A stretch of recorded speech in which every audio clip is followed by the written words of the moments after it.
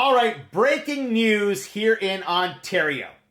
As I'm sure you all know, Ontario has a bit of a housing crisis, especially when it comes to apartments. We also have a bit of an office space crisis in that we have a ton of it. So these two problems have an obvious solution.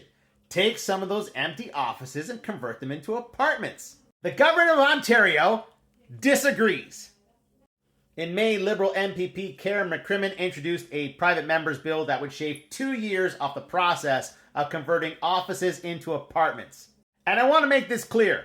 The Ontario Real Estate Association and realtors like myself, we were totally on board with this idea. Why?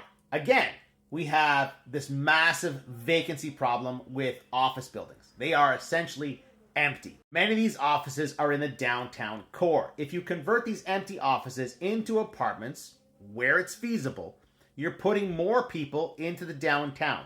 You're revitalizing the downtown core of almost every city in this country.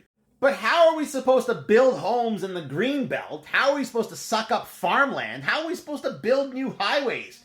And how are people supposed to buy new cars if they're already living within walking distance to work? Because of these unintended consequences, the government of Ontario does not want to convert offices into apartments. At least it doesn't want to speed up the process.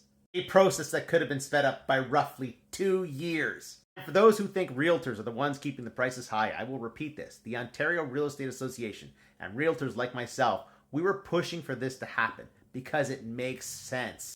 The Conservative Party of Ontario disagrees.